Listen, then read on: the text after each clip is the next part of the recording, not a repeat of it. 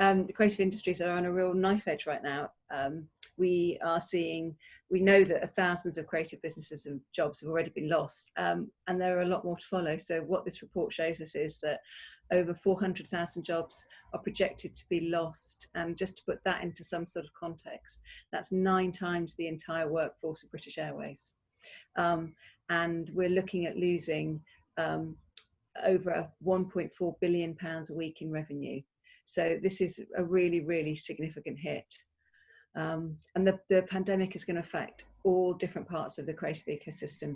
It's in a very devastating state, most of the music industry, and we've got a situation where live performance is still not happening because of the social distancing measures are put in place. In a good year, we'd expect the industry to generate 1.1 billion to the economy. We actually estimate now it could be something like 900 million could be lost to the live music sector this year as a result of the devastating impact that the pandemic is having.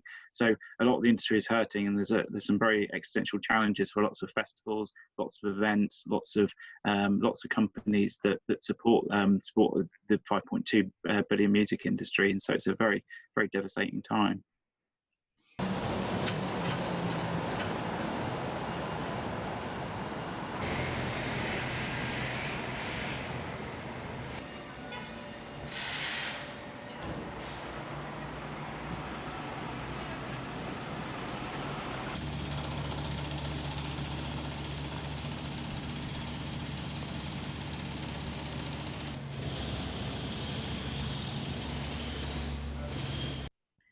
If we don't invest now, I do think we're going to see huge swathes of our infrastructure disappear. So, so whether that's really renowned cultural institutions, and there have been many of them in the press, we've already seen closures of theatre in Southampton.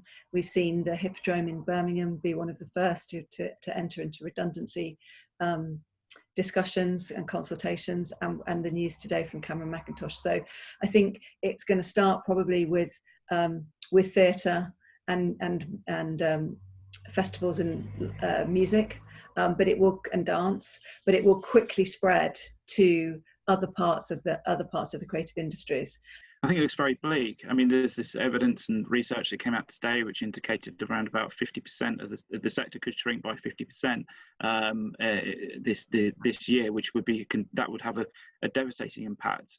That means hundreds of venues closing. That means a number of arenas, a number of music companies no longer functioning, and also potentially losing some very good people out of the industry and maybe attracted to other sectors in order to form work. So that would be devastating for our cultural heritage, and we are one of the biggest and best music industries in the world, and we desperately need to ensure that remains the case.